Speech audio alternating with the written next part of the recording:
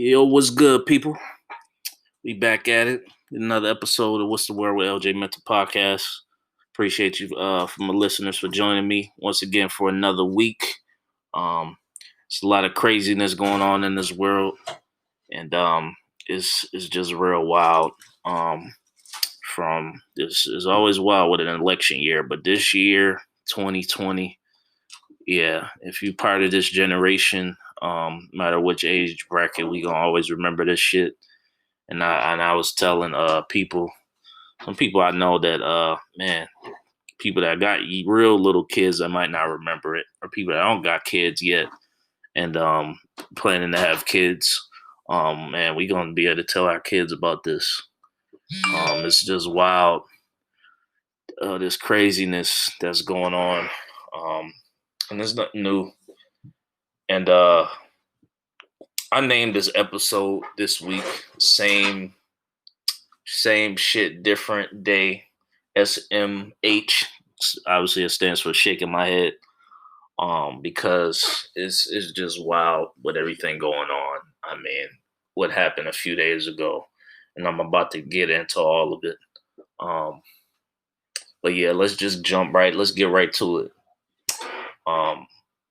First of all, I said I was gonna watch both political conventions, the Democratic National Convention and the Republican. And I have so far. I've watched all of the Democratic convention, and I've been watching the Republican one this weekend. It's just wild. Now I'm gonna have an open mind. I'm not picking sides. Like, I'm not on either side. I know I already told you who I'm voting for, and I'm still sticking to that. But I have an open mind. I'm gonna listen to both sides. And one thing we got to stop doing is, like, if you're a black Republican, that's fine. Like, you can be whatever you want. I'm not gonna call you a coon. Like, you may have some coonish, like, dude. Yeah, guy from Kentucky last night. I'm sorry that yeah, he was definitely cooning, and it's just crazy. It's ridiculous. The lies that they spewed on the RNC. Honestly, it's crazy as it might seem. If you've watched Monday and Tuesday night, I haven't watched any of Wednesday yet. But yeah, the crazy thing is that I think Donald Trump Jr. had the best speech, as crazy as that may sound, from the RNC. I don't agree with everything he said. And it's funny too that I don't know how true it is, but people were saying, there's rumors saying that he was high on cocaine on Monday night before he gave his speech. I don't know where that came from or if it's true or not. I have no idea.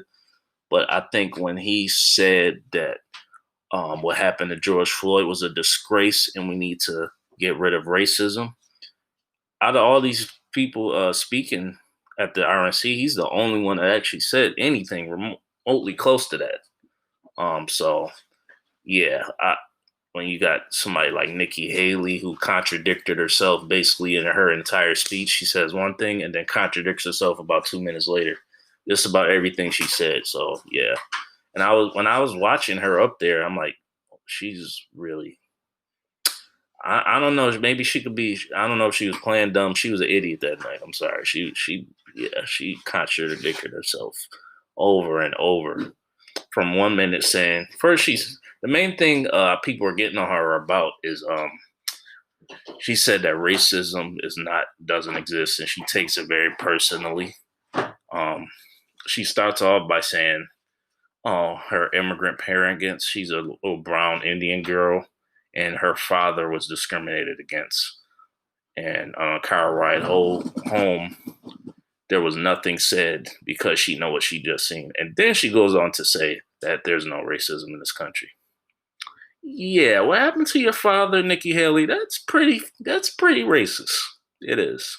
I don't know how you can experience that and say that there's no racism in this country. That makes literally no sense. And then you contradict yourself again when you talk about the shooting in South Carolina. I know that you are a representative in South Carolina, but you talked about that boy who he doesn't even deserve to his name. The boy who walked into a church, prayed with these beautiful black souls, and then he shot and killed every single one of these people. That is the one of the most demonic, evil things I've ever heard of in my life. And then you go on to speak of that act, that racist white devil type act. And then you again say there's no racism. So how can there be no racism when you point out these things? And you even talked about how the Confederate flag and you know what it represents and taking it down was necessary, which is a great thing that you did. If you knew what the Confederate flag represented, then why did you need it to take it down? Hmm? Huh? I'm waiting. I'll be here. But anyway, yeah, you contradicted yourself all night, Nikki Haley, and it made no sense. And I was just really wanted to see what the biggest talking points from the RNC and the DMC. And obviously from the RNC, the biggest thing they're pushing is uh, from the police and taxes, lowering taxes, and obviously, oh, we should respect our police. And I see what they did yesterday. Monday wasn't too bad, but they turned it up a notch on Tuesday night as far as the little slick hints of racism. Uh, when they started, when they had the little video of a black man that I guess he robbed a bank, they said, and then he went to prison. And then he met with, and then I guess he called up the officer, that his arresting officer, and then he wanted to have lunch with him or something like that. And then they had a conversation, and he realized, oh, he changed his ways. That's cool and all, but if you don't see what was going on there, then you're a fool. They did that purposely because they want to. They looking at it like, oh, if this black man can comply, then all of you should be able to comply. If you would just behave, then none of you would be getting shot on the street. Like you should take this man leadership. You should see what he did, and you should follow suit. And none of you, this would happen. That's blatantly, obviously, that's what they use that for. Like it's just crazy. And obviously, you had what happened to an innocent black man, Jacob Blake, who is now paralyzed. Um, I watched the video today. This is another reason why this episode is called "Same Shit, Different Day," because we've been dealing with this for years. Nothing has changed. Even after all these protests, all this with Black Lives Matter, everything that's going on now. And I love the stand that the NBA players took, and I'm kind of thinking about how I feel about it overall. It's a great stand, and I'm with them on that, especially as a black man myself. So I'm definitely with the NBA players, and I'm going to get into that in a minute. Um, but as far as if you haven't heard by now, I'm sure a lot of you already have, but if you haven't heard by now, an innocent black man who was out of Kenosha, Wisconsin, which is about 40 minutes or so from Milwaukee. And this man was shot in the back 7 times. And it's really horrendous to watch. It's terrible. I mean, with all these names who haven't gotten justice, from Breonna Taylor, who still haven't gotten justice, uh, to George Floyd, to Trayvon Martin, to Michael Brown, to Eric Garner. The list goes on and on and on. Like, even from back in the day, even from Martin Luther King, what they were dealing with, Malcolm X, and even to the 90s with Rodney King, why we had the riots in 92. Like, I mean, this has been going on for years. We've made progress, but we still got a long way to go.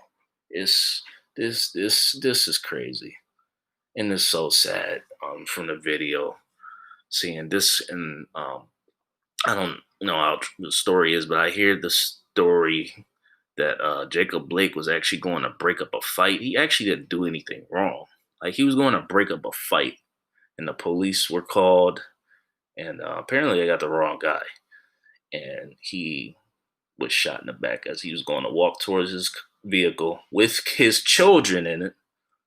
And imagine if, because the police were at close range. It's not like he was running away. The man was literally walking to his car with his children. And you go and say, oh, yeah, I need to shoot him in the back 7 times at close range.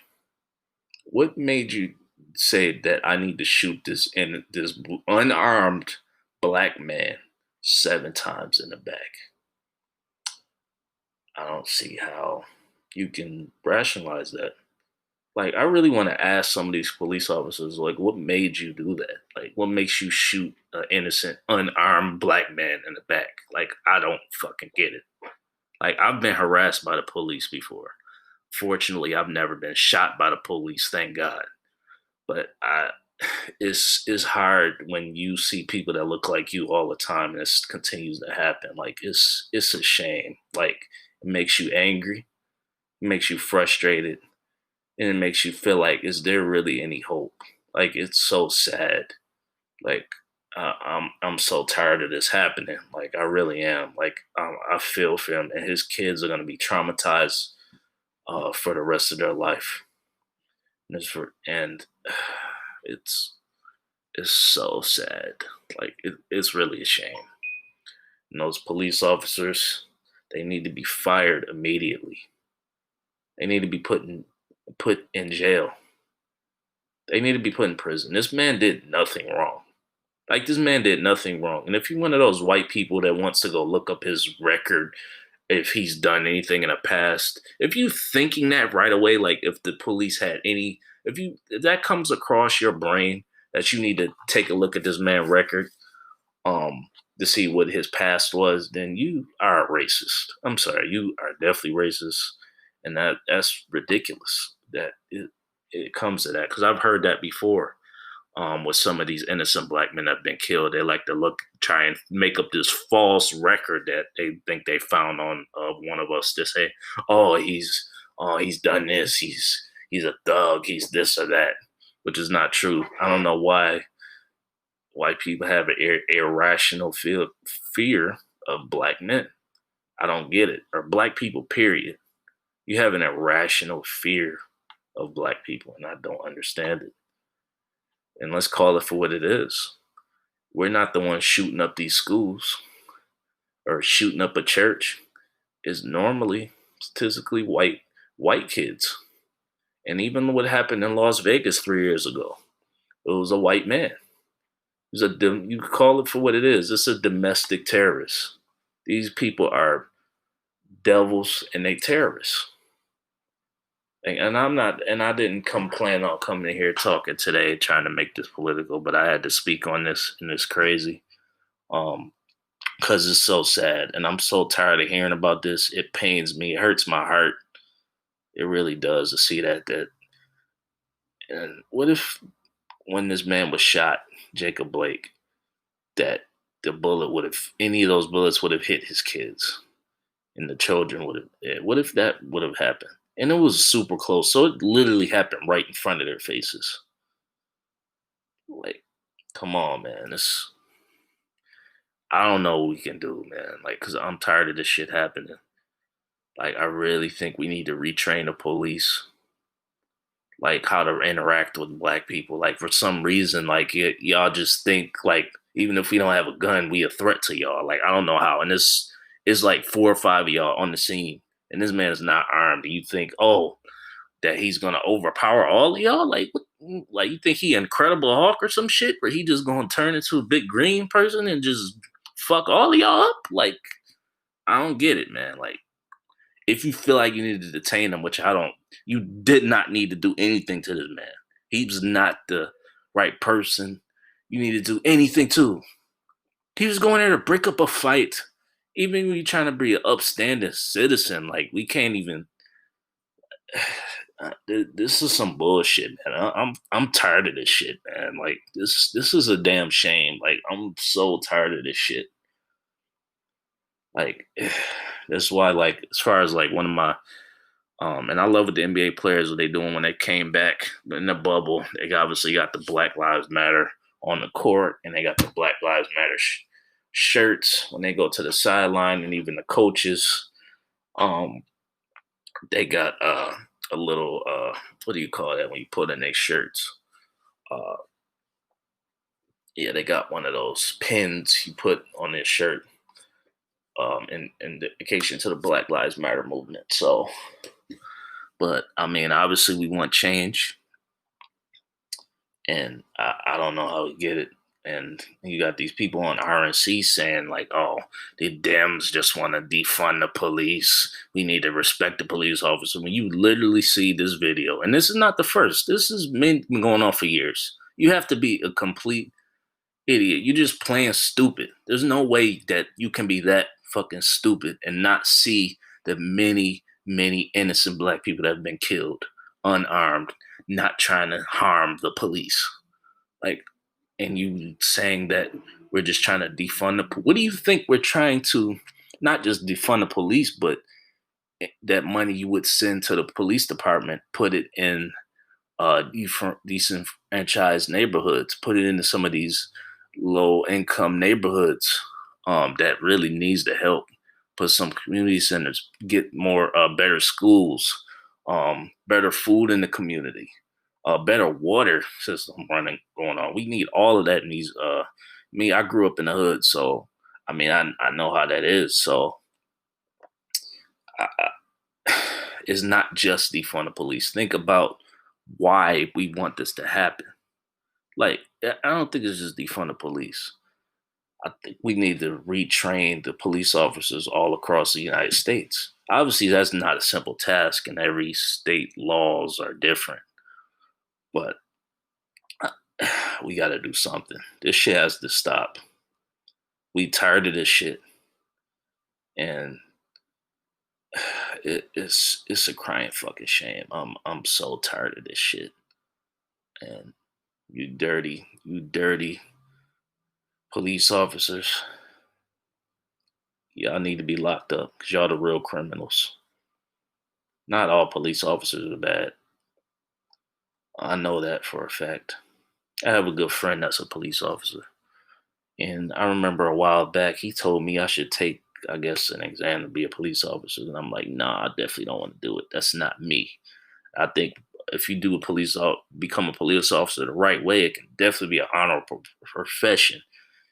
If you're doing your job, you're putting your life on the line all day. If you have to go up, beat cop, and have to intercept criminals, real criminals, not innocent, unarmed black people, but if you're actually doing your job like you're supposed to be, it can definitely be an honorable profession. Like, it definitely is. But there's definitely a bunch of bad police officers running around out here. And apparently it's not that hard. Like, it should be harder to become a police officer.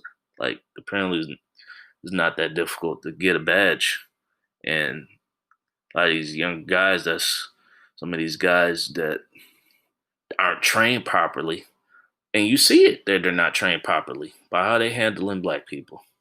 They have this irrational fear in their head, and that they either possibly racist, and they know they have control over the situation. They feel like, oh, there's nothing he can do to me, so I'm just gonna shoot or kill him. That's just another Negro out of here. Like, I don't know. It seemed like that's how they think. Now, I definitely don't think they all think like that, because I know I've met good cops. I've also met bad cops also. So it's so sad. Um, but yeah, that gets me back to the NBA. Um, there was supposed to be 3 NBA playoff games today, and they were all postponed. The Milwaukee Bucks were the first ones to take a stand. This probably hit close to home for them, seeing as Kenosha, I think that's how you say it. Kenosha, Wisconsin is like 40 minutes from Milwaukee, where they played. Their home, the Milwaukee Bucks. They were the first ones to take a stand and say we're not playing today. Uh, and everybody else followed suit. I heard LeBron come out and say, "Yeah, we're not going to play today either." And I love on the TNT broadcast with Shaq, Ernie, Kenny Smith, and Charles Barkley. And Kenny Smith just walked off the set. Like he said a few words. Ernie asked. And Ernie spoke for a little bit because I listened to it and watched it today. Um, he asked, "What do you guys think, Shaq?" And then he went to and Kenny spoke, and he said, "You know what? I'm gonna stand with the players today." Like, and you could tell he was hurting as well. Like, you could tell Kenny's heart was hurting. Like, I'm just gonna stand with the players. Like, I don't feel like I should be here. And he just walked off the set, and Ernie respected it. So, um, but I'm just thinking though, like, because Charles Barkley and Shaq said something interesting too. Um, as far as like, yes, it's beautiful that these players are taking this stand, and I'm with them on that. But it's not like the NBA players are taking a stand is going to make a racist say, "Hey, um, I'm not going to be racist anymore," and stop killing innocent, unarmed black people. Um, yeah, I don't know. And then where do you go from here? Like, are you going to just cancel the season? Like, what's the next move? So I feel them on that. Like, what is the next move? You going to postpone the whole season? They talked about possibly postponing the playoff games tomorrow. Like, where do we go from here? Like, obviously, everybody has a heavy heart, and it was beautiful what LA Clippers coach Doc Rivers said today about this whole situation, and he was sad and he was crying about this situation. Obviously, he has a heavy heart about this situation, and it was beautiful to hear Doc Rivers speak today about this Jacob Blake situation. So it's crazy. Um, but yeah, we got to stop the nonsense. And yeah, after hearing these lies from the RNC, I mean, I agree with some of them, with some of the small portion of what they said, that we can't, that black people shouldn't just go to the Democratic Party just because. I do agree with that. That's one of the only few things I agree with what they said. And also what Donald Trump Jr. said about we need to get rid of racism. And not just, and he said that with those police officers that do what George Floyd did should be held accountable, and it was a disgrace. He's absolutely right. It was a disgrace, and that police department should be absolutely embarrassed.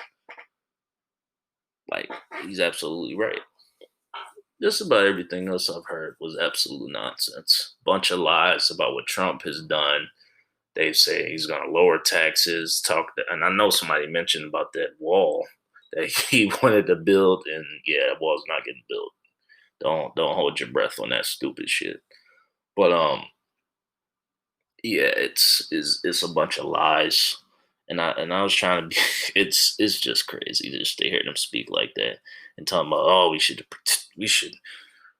respect the police, and if they respected the police, then none of you black people would be getting killed. That's the approach that they took Tuesday night. Monday was kind of light. Tuesday they turned it up. They was on some other stuff on Tuesday night. It was crazy. So yeah, I'm tired of having to deal with this type of stuff, and we definitely need to see change. I would love to hear some other people talk about what we can do as far as change in this country. I think we need to retrain all the police officers all across the board in all 50 states. Obviously, that's a tall task. I don't know what needs to be done, and as far as that, and we need more officers that understand black people. We need more black cops to respond to these situations. If it's a certain neighborhood where it's a lot of black people in that neighborhood, we need to send black people black police officers who understand that neighborhood, not some white officer who doesn't know how to deal with black people, might not have any black friends, might not have dealt with a lot of black people growing up, so he doesn't understand black people. There's still no damn excuse for shooting and killing us at all. But I don't know. We know the problems. We need to find some solutions, and it's not that simple, obviously, and it should be, but it's absolutely crazy. We got a few more things to talk about. I'm gonna take a little recess here, and I'll be right back with y'all.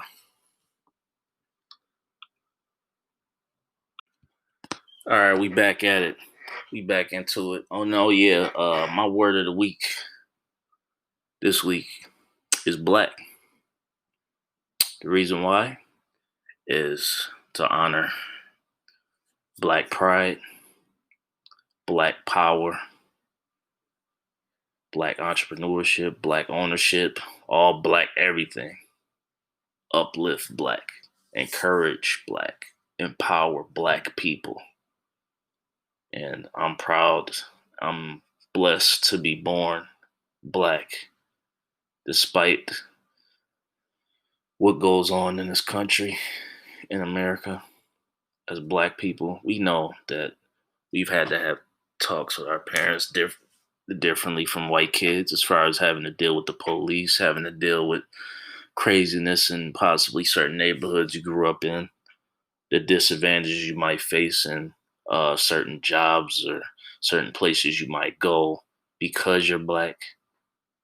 Um, I've definitely had discussions like that growing up, and I'm proud to be black. Always have and always will be. So just that add to what we was going talking about now, and one of my as far as my wanted to add, speaking on that, as far as like my business, there's a shirt that I have, and it says, one of my shirts is my black divinity is not a threat to you. Um, Perfect for this situation right now, because and I believe as black people we are divine creatures, we are divine people, and we not a threat.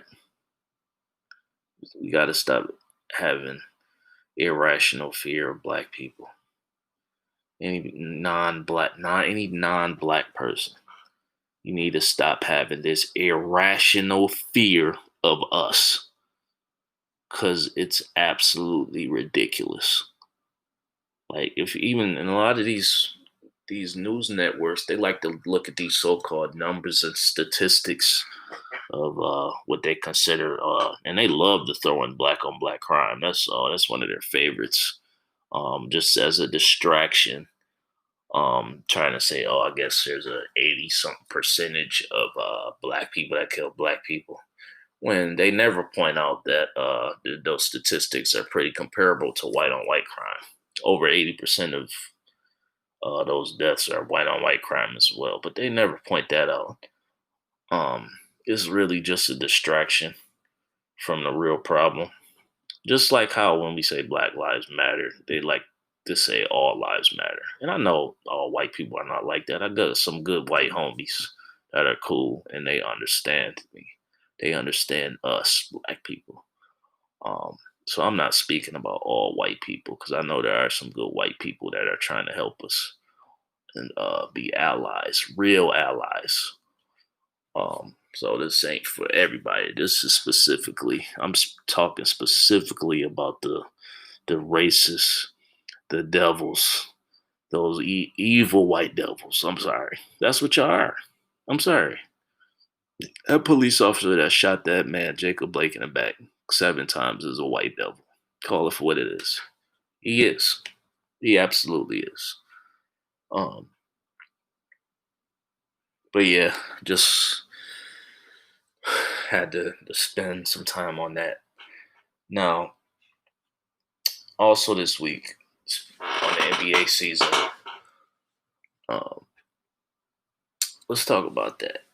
If they do continue the NBA season, um, it's looking like the real teams are starting to show up now. And I spoke last week that the Lakers were in trouble. I was tripping.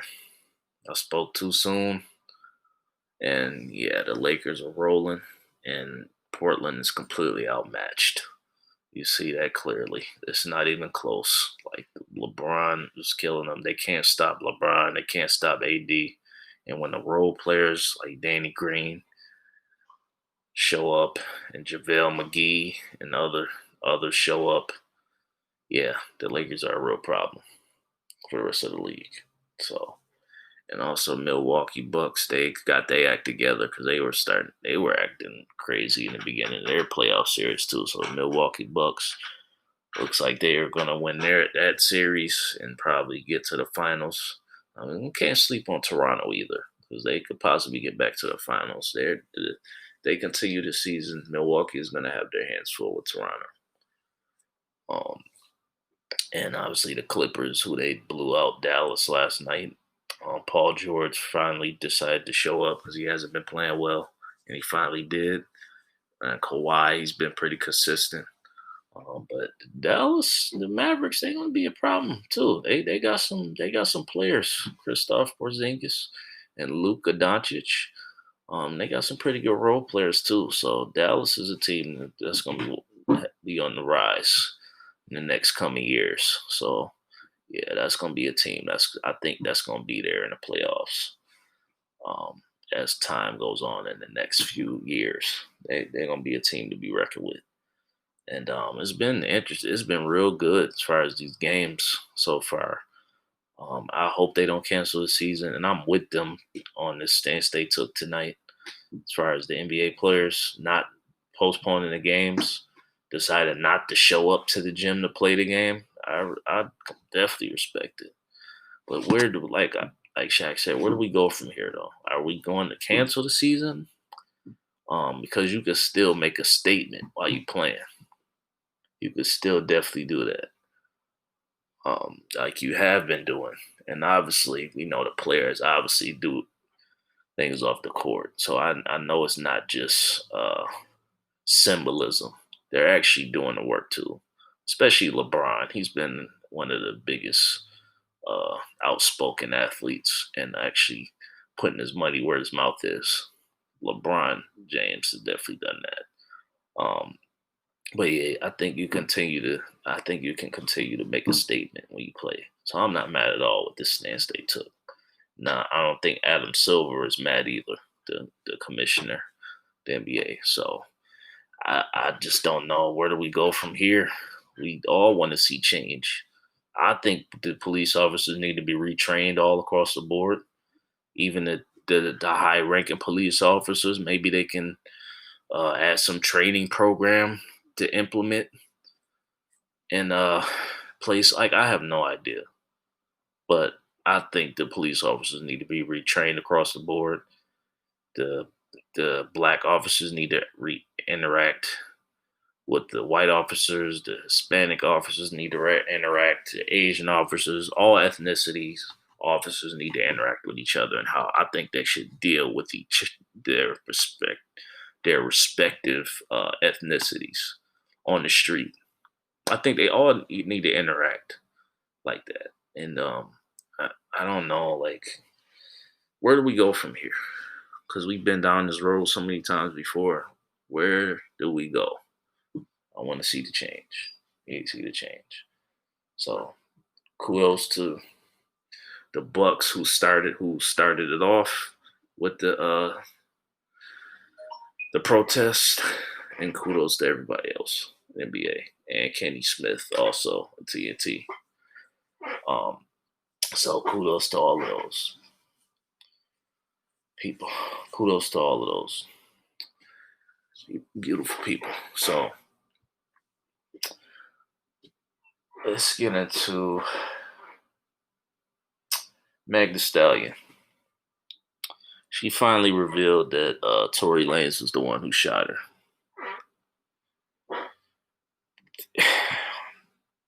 I didn't want to just say he did it. I mean, everything pointed to him doing it, but I wasn't just going to accuse the man of shooting this woman without any evidence or anything saying that okay, he actually did it. He got arrested obviously before it came out that he was the shooter for gun possession.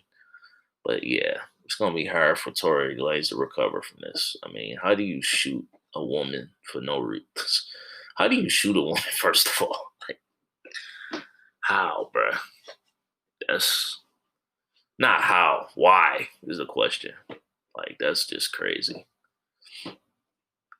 And Meg the Stallion said she was protecting him, like she wasn't gonna say nothing. The only reason why she even said anything because she said that Tory Lanez had his people going on different blogs and saying that blaming her for the shooting and then she like what? Nah, bro, like you shot me, like nah, that's some bullshit. So she was protecting him. I mean, he don't deserve the protection. That's really true. Like that's crazy, man. Like, and he shot her in both feet. Like, that's just some wild shit to even have to say. Tory Lane shot Meg Thee Stallion in the feet. Like that shit don't even sound right, but that's crazy, man. Like, Tory, you tripping, dog. I mean, well, you tripping, dog. That's just crazy. I mean, forget the music, man. Like, cause I like both of they cat. I like both them both as artists, but forget that. Like, you shot a woman, bro. Like for for no reason at that. For no reason, cause she wanted to walk away. Like, okay, yeah, man. That's just crazy. So Tory, like, I don't know if he gonna speak on it. I don't know. He probably gonna get sent back to Canada.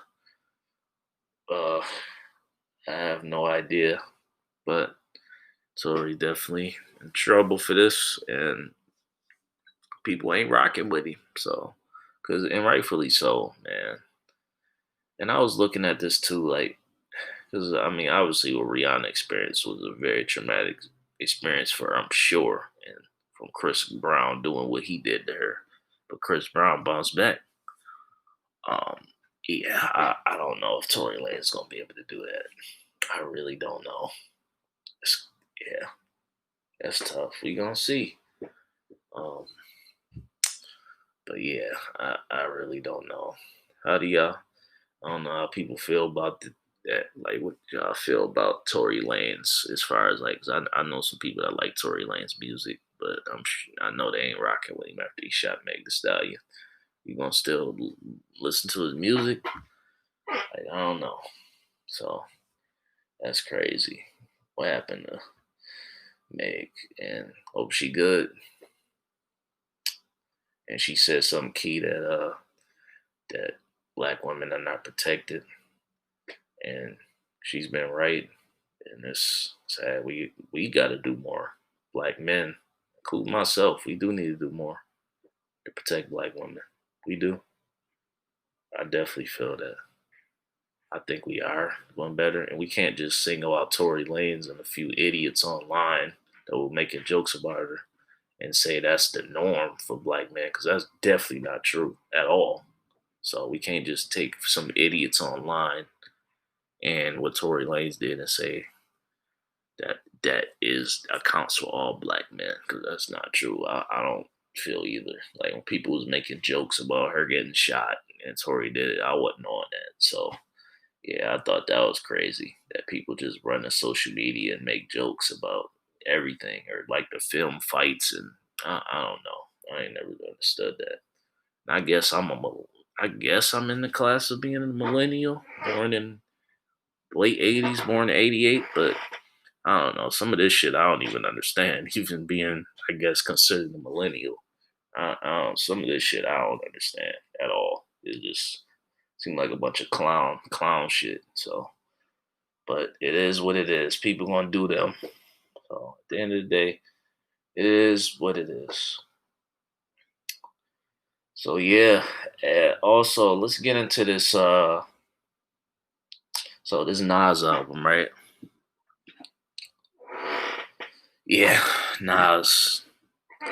Like I said before, other than Tupac, Nas is my all-time favorite artist, my all-time favorite rapper ever. And I honestly feel like I know a lot of people say Jay Z, some other names, but a strong argument can be made that Nas is the GOAT. Nas is the great. Nas, you could make a case that Nas is the greatest rapper of all time. You can make a strong case that he is. Now, I ain't talking about no damn record sales and what people net worth is. Like bringing up that shit, that's clown shit to me. Like I remember when Pusha T and Drake was beefing. Like Pusha T was killing them, and he saying, "Oh, Drake net worth is this," and like not knowing that Pusha T got money too. He getting paid from McDonald jingles that people don't even know about that. But regardless, like, why do you care about another man's net worth? Is what I don't understand. When you not, it's not like he paying you. Like that shouldn't even come into the equation.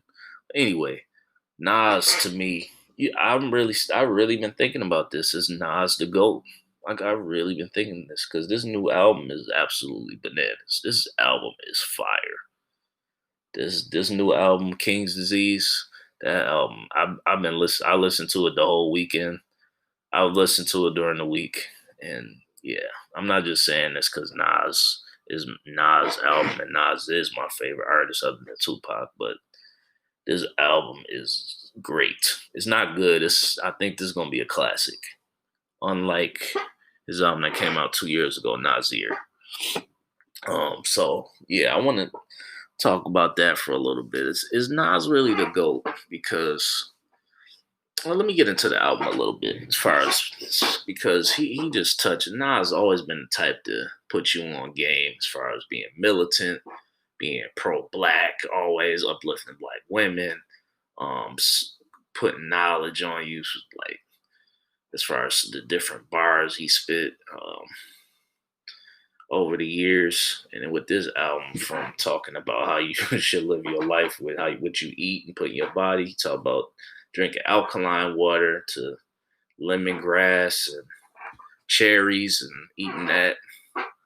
He also talk about the situation. He says, what the fuck is up with Gayle King? Because obviously she said some crazy comments about Kobe Bryant after he passed away. Yeah, and she's never apologized for it. So yeah, I kind of lost some respect for Gayle King about that. But Nas even said he was upset about it. And he's cool with Gayle King, but he was upset about that situation. Uh, but yeah, Nas touches on that a little bit. He touches on relationships a little bit, females, and um, yeah, and he talks about Chris Lighty. I guess how he let him in. I guess somewhere with guns sometime. Yeah, he did a few interesting bars on there. He got a little sample from the movie Belly on the song Blue Benz. Uh, yeah, it's a dope album. Like I love it. I wish it was a little longer because the songs are kind of short. It's 13 cuts on it, a little under 40 minutes. But this album is fire. I love it. And I honestly believe that this is the best album that's come out this year. I don't think nobody's this album right here, this is the best album that's come out this year. It's gonna be hard to top. This album is amazing. So this to me, this is the best album since uh Life is Good. Maybe even since Stillmatic. This might be his best album since Stillmatic. And I love Life is Good. That album was great to me too. This might be his best album since Stillmatic. This album is that good. And the production from Hit Boy is pretty great. And honestly, I was having this conversation with my cousin a little bit about the album. And he asked me what I think. And I said that Hit Boy shits on Kanye's production. And he was thinking, he said, slow down. I was only talking about as far as their albums, not career. I'm not talking about Kanye's overall catalog and career, because that would be absolutely ridiculous. Hit Boy's not in that discussion yet as far as all-time producer. But I mean, as far as Kanye producing a Nas album and Hit Boy producing an entire Nas album, it's not even close. Hit Boy's production is way better and top tier.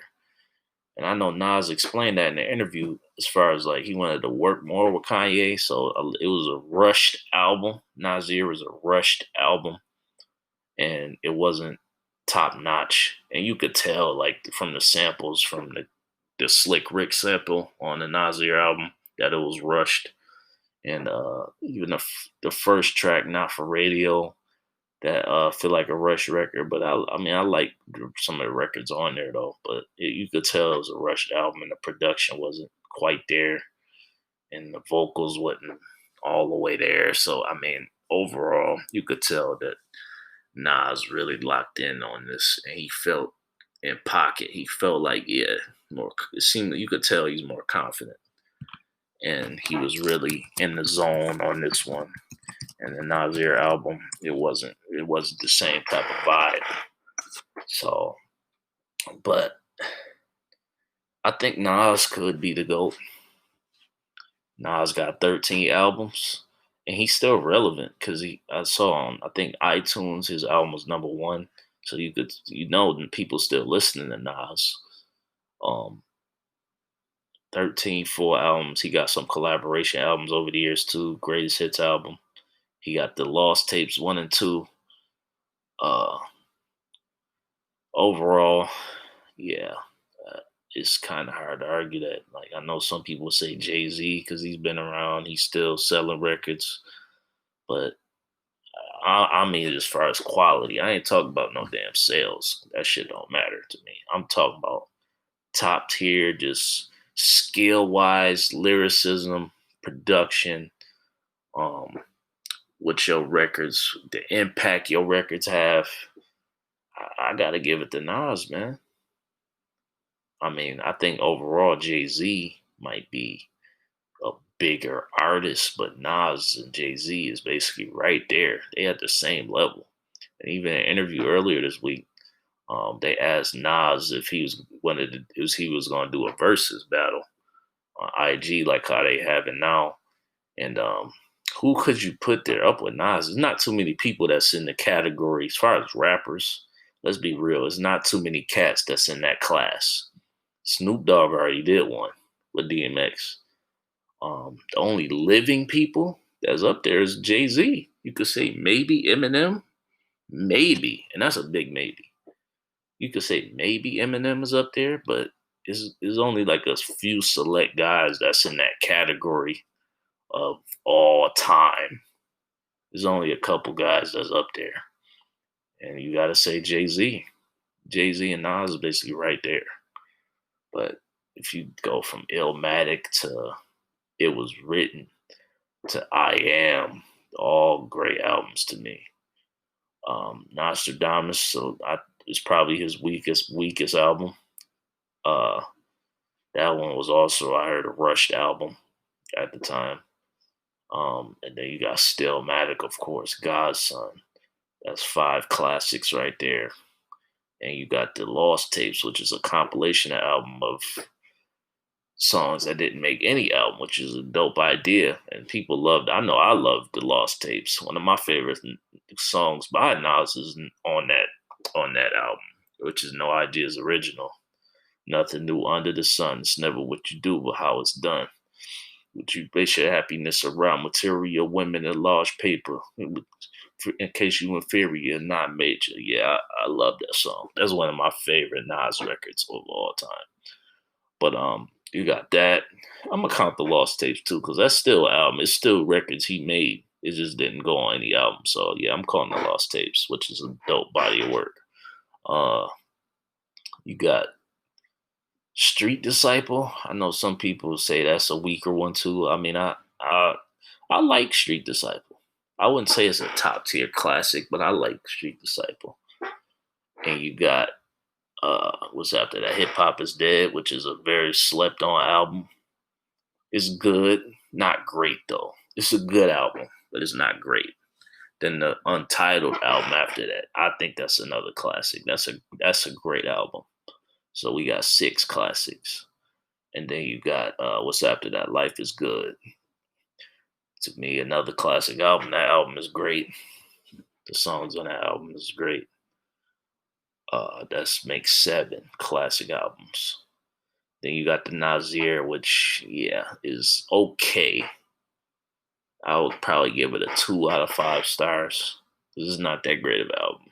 Got a couple bangers on there. That's cool. That I like. Adam and Eve and everything are probably my favorite joints on there. But overall, nah.